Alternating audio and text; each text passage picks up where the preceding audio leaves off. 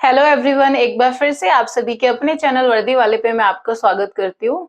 और आप लोगों की डिमांड पे ये वीडियो बनाई है। आप लोग मुझे कमेंट कर रहे थे कि बार-बार मैम कितना कम से कम अटेम्प्ट कितना करके आए हम, कि इतना सेफ अटेम्प्ट रहे, कम से किस सेक्शन वाइज आपको कितने क्वेश्चन करके आने, किस सेक्शन में कितने कम से कम क्वेश्चन हमें अटेम्प्ट करने हैं, और कौन-कौन सी चीजें हैं कि जो हमें ध्यान रखनी है, और इम्पोर्टेंट जो मेन चीजें है ना कि अगर पेपर आपका टफ आता है तो आपको कैसे आपको काम रखना है खुद को। तो वन बाय वन मैं ये सारी चीज़ें आपको शेयर कर लेती हूँ आप लोग के साथ, ताकि आप लोग एक पॉजिटिव अप्रोच लेके चलो और एक अच्छा अपना माइंडसेट लेके जाओ, ताकि आपका अटेम्प्ट अच्छा हो। क्योंकि एग्जाम आप जितने पॉजिटिव अप्रोच के साथ दोगे ना, उतना ही आपका एग्जाम अच्छा होगा, ना कि आप नर्वस होके और स्ट्रेस में अपना एग्जाम दोगे। तो आपका ज्यादा टाइम ना लेते हुए जल्दी वीडियो स्टार्ट करते हैं, और जल्दी से मैं आपको सारी चीजें शेयर कर लेती हूँ। सबसे पहले तो देखो, जो एग्जाम की बात है कि आप बार-बार बोल रहे थे मैम एग्जाम टफ आएगा, हमारा फर्स्ट शिफ्ट है तो हमारा एग्जाम बहुत टफ हुआ। तो देखो, अगर आपका, सबसे पहले मैं बता देती हूँ कि आपको अगर लगता भी है ना जब आपने एग्जाम स्टार्ट किया कि मेरा एग्जाम, मेरी शिफ्ट बहुत टफ है, तो आपको बहुत ज्यादा परेशान नहीं होना है। एक बात आप ये भी तो देखो, अगर आपकी एग्जाम शिफ्ट, जो आपकी एग्जाम हो रहा है वो सबसे टफेस्ट शिफ्ट भी रही ना, तो सबसे ज्यादा नॉर्मलाइजेशन भी आप ही को मिलेगा। जो नॉर्मलाइजेशन होगा वो as compare to other shift आपके नंबर सबसे ज्यादा नॉर्मलाइज होंगे।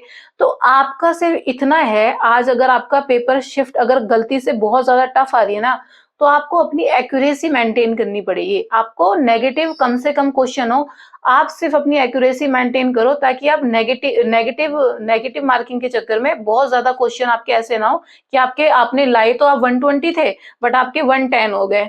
तो सोचो, अगर आप टफ शिफ्ट में भी 120 तक कर रहे हो, या फिर आप 110 किए हैं आपने बट वो 100 हो गए नेगेटिव होके, तो वो तो और भी ज्यादा गलत है ना। टफ शिफ्ट है तो आपने कम से, आप जितना भी अच्छे से अच्छे, अच्छी एक्यूरेसी के साथ आप करना है आपको पेपर।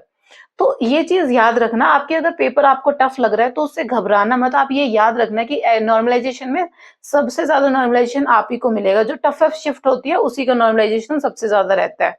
ठीक है। सेकंड, आपकी इंपॉर्टेंट चीज आपको क्या रखनी है, जो आप मुझे बोल रहे हो ना कि मैम मैं तो सिर्फ 160 का टारगेट लेके चल रहा हूँ, मैं इतने अटेम्प्ट में मेरा हो जाएगा।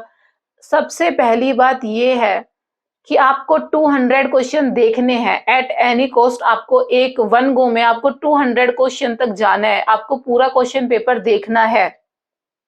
एसएससी का जो एग्जाम सेट होता है ना, वो एक एवरेज एग्जाम सेट होता है। मैं फिर से आपको बता देती हूँ कि आप कुछ क्वेश्चन पे, जैसे आपको लगा कि ये क्वेश्चन तो मुझे आता है बट आप उसको सॉल्व नहीं कर पा रहे, तो उस पर टाइम वेस्ट करने से, बार बार अटेम्प्ट देने से अच्छा है कि आप आगे वाले क्वेश्चन को देख लो। क्योंकि आगे भी वो जो क्वेश्चन होंगे, ऐसा नहीं है कि वो टफ ही होंगे, बहुत क्वेश्चन ऐसे होंगे जो बहुत ईजी होंगे। सच में ऐसा होता है कि बहुत क्वेश्चन बहुत ईजी होंगे। ये मेंस में भी होता है, प्री में भी ऐसा होता है। तो 1 से लेके 200 क्वेश्चन तक सारे के सारे क्वेश्चन पे आपको जाना है, सारे क्वेश्चन आपको देखने हैं, क्योंकि ये रिग्रेट बाद में मत करना। इसलिए मैं आपको ये वीडियो बना रही हूँ, ताकि ऐसी गलतियां आप ना करो। 200 के 200 क्वेश्चन को देखना है, क्योंकि उसमें से ना इजी जो क्वेश्चन है ना, उनको अच्छे से आप अटेम्प्ट करके सबमिट करके आने हैं आपको एक्यूरेसी के साथ। वो बिल्कुल भी एक्यूरेट होने चाहिए, गलत नहीं होने चाहिए। ठीक है। इजी क्वेश्चन सबसे पहले आप कर लोगे, 200 क्वेश्चन जब आप अटेम्प्ट करते हो। अब इसके बाद कौन सी चीज आपको करनी है, जो कैंडिडेट ना बहुत बार क्या करते हैं कि हाँ ये हल्का सा भी नॉन लगा, हर किसी क्वेश्चन को मार्क और रिव्यू करके छोड़ देते हैं कि चलो इसको बाद में कर दिया। अरे, सभी को कर दोगे क्या? जिसमें आपको पता है कि आप ये क्वेश्चन करोगे, हाँ कि ये क्वेश्चन मुझे आता है, मैं ये बिल्कुल कर लूंगा, उस क्वेश्चन को मार्क करना है, उसको मार्क करके छोड़ना है रिव्यू के लिए, ताकि आप जल्दी से सबसे पहले उन्हीं क्वेश्चंस पे आके उन क्वेश्चन को सॉल्व करो। ऐसे नहीं है कि भर भर के इतने सारे क्वेश्चन मार्क रिव्यू कर दो, फिर तो आपको समझ ही नहीं आएगा। खुद खुद ऐसे कंफ्यूज हो जाओगे कि आप कौन सा क्वेश्चन देखे, कि मैंने मैंने 30-30, 40-40 को मार्क और रिव्यू कर दिया। और आपको क्या लगता है, मार्क रिव्यू करते टाइम नहीं जाता? तो इंपॉर्टेंट क्वेश्चन जो आपको पता है कि हाँ 99% ये क्वेश्चन मैं सॉल्व कर दूंगा, अभी नहीं निकल रहा है, क्योंकि स्किप करना है। वो तो मैंने आपको बताया ही ना, हर एक वीडियो में, मेरी जितनी भी एग्जाम से रिलेटेड वीडियो है उनमें मैंने आपको बोला है कि स्किप करना है। अगर आप बिना स्किप करे आप सोच रहे हो ना कि मैं एक्यूरेसी मेंटेन करूंगा, मैं तो इसी क्वेश्चन को सॉल्व करके, इतना गंदा एग्जाम देके आने वाले हो ना आप, अगर आप स्किप क्वेश्चन, अगर आप क्वेश्चन स्किपिंग के लेके नहीं चलने वाले हो तो। आपको हर एक क्वेश्चन को स्किप करना है, जो वन अटेम्प्ट में अगर नहीं निकला ना उसको स्किप करना है। ये चीज बेशक ना सुबह ना 10 बार देख लेना कि हाँ ये सबसे इम्पोर्टेंट ये चीज रहने वाली है ऑनलाइन एग्जामिनेशन में, कि जो भी क्वेश्चन मुझे टफ लगा उसको मैंने स्किप किया, जो क्वेश्चन मेरे से सॉल्व नहीं हुआ वन अटेम्प्ट में उसको भी मैंने स्किप किया। तो ये चीजें याद रखना, हर एक क्वेश्चन को मार्क रिव्यू के लिए नहीं छोड़ना है। जिस क्वेश्चन को आपको पता है कि आप मैं ये क्वेश्चन कर लूंगा, उसको मार्क और रिव्यू करके छोड़ना है और स्किप करने हैं क्वेश्चन को, डिफिकल्ट क्वेश्चन को स्किप करना है और साथ में जो आपसे सॉल्व नहीं हो रहे वन अटेम्प्ट में उनको स्किप कर दो। क्योंकि हमारा माइंडसेट ऐसा होता है इतना प्रेशर में कि गलती से जो गलती कर रहे होते हैं ना हम सॉल्यूशन के टाइम, जब हम कोई क्वेश्चन सॉल्व कर रहे हैं तो वो हम पकड़ नहीं पाते खुद की, इसलिए उसको वन अटेम्प्ट में मैं छोड़ने का बोल रही हूँ। जब आप सेकंड अटेम्प्ट दोगे ना आप उसको सही कर लोगे और वो क्वेश्चन सबमिट कर पाओगे। ठीक है, इसके बाद आपको कौन सी चीजें याद रखनी है। आप जो बोल रहे थे कि मैम हम बहुत बार क्या हो रहा है कि आपने कमेंट्स कर रहे थे कि मैम टीसीएस की रीजनिंग बहुत हाई आ रही है। हाँ, टीसीएस की रीजनिंग अब जो है लेवल बढ़ रहा है, तो आपको ये चीज याद रखनी है कि जब आप रीजनिंग वाला पोर्शन अटेम्प्ट कर रहे हो ना, अगर आप 35 मिनट पहुंच गए हो ना तो उसको छोड़ दो। मैंने इसलिए रीजनिंग के लिए स्पेशली आपके लिए वीडियो डाली थी, उसमें भी मैंने आपको बोला था कि 1 से लेके 50 तक जब आप अटेम्प्ट कर रहे हो, पहली बात तो किसी भी क्वेश्चन पे रुकना नहीं है, किसी भी क्वेश्चन पे रुकना नहीं है, सारे क्वेश्चन को वन बाय वन अटेम्प्ट करते हुए 50 तक जाना है। इसमें सबसे पहले क्या होगा, जो रीजनिंग के इजी क्वेश्चन होंगे सारे के सारे सबमिट हो चुके होंगे और जो बाकी के क्वेश्चन होंगे एक दो जो भी आपके रिव्यू करके आप छोड़ोगे 4-5 क्वेश्चन वो आपको पता होंगे, उन पे फिर से जाके उनको सॉल्व किया, फिर वो सबमिट किए। इस तरीके से अगर आपको 30-35 मिनट हो गया ना तो उनको उस टाइम छोड़ दो और आप नेक्स्ट वाले सेक्शन पे आ जाओ अपने, क्योंकि इट मींस ये भी हो सकता है ना कि आपकी रीजनिंग का जो लेवल है, आपकी शिफ्ट की जो रीजनिंग है वो टफ है। अब ऐसा मत सोचना कि मॉक टेस्ट में तो मैं ना इतनी जल्दी कर लेता था रीजनिंग, यहाँ पे पता नहीं इतना टाइम लग गया, 35 मिनट्स हो गए। तो याद रखना 35 मिनट्स हो गए इट मींस आपकी रीजनिंग टफ है, तो इसलिए आप उसको छोड़ो और पेपर को भी करो, क्योंकि 150 क्वेश्चन और भी हैं। 50 क्वेश्चन रीजनिंग के बाद ना 150 क्वेश्चंस और भी हैं।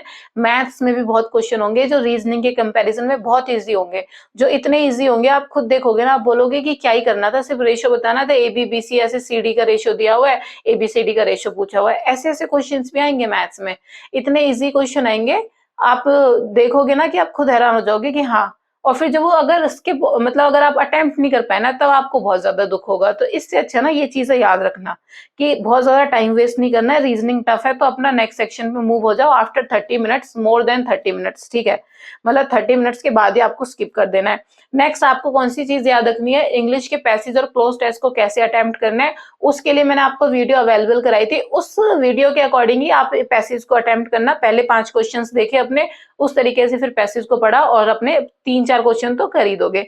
वैसे ही क्लोज टेस्ट में आप करना है। क्लोज टेस्ट में देखो, क्लोज टेस्ट के लिए मैं आपको फिर से बोल देती हूँ, अपने आर्टिकल्स, प्रीपोजिशंस और वर्ब वाला चैप्टर रिवाइज करके जाना, वो बहुत हेल्पफुल रहेगा, उससे आपका क्लोज टेस्ट बहुत अच्छा होगा।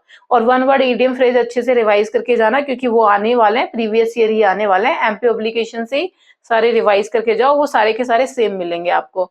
एट लास्ट में सेफ अटेम्प्ट की बात कर लेती हूँ। आप बार बार बोल रहे थे कि मैम किस सेक्शन में कितना अटेम्प्ट जो रहेगा वो सेफ रहेगा। सबसे पहले मैं जीएस की बात करती हूँ। 50 क्वेश्चन में से ना अगर आप 15 प्लस भी कर रहे हो ना, 20 तक अगर आप स्कोर कर रहे हो तो वो एक सही है कि आप 20 तक कम से कम स्कोर करो। 20 क्वेश्चन आप सबमिट करके आ रहे हो, 20 क्वेश्चन का अटेम्प्ट टारगेट लेके कि एक्यूरेसी के साथ मैंने 20 क्वेश्चन किए हैं, क्योंकि देखो 7-8 तो करंट के ही होंगे, तो 4-5 तो आपको आते ही होंगे करंट अफेयर के। इस तरीके से 20 क्वेश्चन तो आप कर ही पाओगे सबमिट। तो जीएस का अगर 20 क्वेश्चन आप थोड़ी एक्यूरेसी आपकी मेंटेन करके चल रहे हो ना तो वो एक सही अटेम्प्ट रहेगा। इसके बाद मैं रीजनिंग की बात कर रही हूँ, आप बोल रहे हो जैसे टफ भी आएगी, तो 35 प्लस लेके चलो आप। 35 प्लस आपको करने पड़ेंगे 50 क्वेश्चंस में से। आप खुद देखोगे कि 20 से लेके कम से कम 24 क्वेश्चन होंगे ना, वो तो बहुत ही नॉर्मल और इजी होंगे। Water image, mirror reflection type के क्वेश्चन होंगे, एम्बेडेड फिगर टाइप के क्वेश्चन होंगे, एनालॉगी क्लासिफिकेशन के जो क्वेश्चन होंगे वो बहुत इजी होंगे, डाइस वाले क्वेश्चन होंगे, सिर्फ ऐसे अपोजिट वैल्यू पूछोगी। कुछ मैथमेटिकल वाले जो क्वेश्चन होंगे, परसेंटेज, रेशो वाले, अप्रोक्स वो क्वेश्चन आप आराम से कर लोगे। रीजनिंग में 35 प्लस का टारगेट लेके चलना है। उसी तरीके से मैं मैथ्स की ज्यादा नहीं बोल रही हूँ, मैथ्स में भी मैं बोल रही हूँ चलो कम से कम 35 प्लस लेके चलो। ऐसा भी नहीं कि मैं मैथ्स में आप 40 प्लस लेके चल रहे हो, आप मैथ्स में 35 प्लस लेके चलते हो, रीजनिंग में आप 35 प्लस लेके चलते हो। ठीक है? अगर आप इतना करते हो और एक्यूरेसी मेंटेन रखते हो ना आप अपनी, तो ये अटेम्प्ट भी आपके लिए बहुत अच्छा अटेम्प्ट रहेगा। इसके बाद देखो इंग्लिश की बात करूँ ना, तो आपको 40 प्लस का टारगेट लेके चलना पड़ेगा। इंग्लिश में 40 प्लस का टारगेट लेके चलना पड़ेगा, इतना अटेम्प्ट ज़रूरी है इंग्लिश में। क्योंकि आप खुद देखोगे ना, पैसेज और क्लोज टेस्ट तो हर कोई अटेम्प्ट करेगा, 5-5 नंबर के हो गए, वो 10 नंबर के यही हो जाते हैं। पैसेज में क्या होगा, अगर कोई बंदा न्यू भी है, अगर कोई कैंडिडेट बहुत न्यू है, उसको बहुत सारी चीज़ें नहीं पता, तो वो टाइम लगा के पैसेज अच्छे से अटेम्प्ट करेगा, क्लोज टेस्ट भी करेगा। तो उस तरीके से 40 अप्रॉक्स मैं बोल देती हूँ, चलो 40 प्लस भी नहीं, 40 बोल देते हैं। इंग्लिश में आप 40 अटेम्प्ट लेके चलो।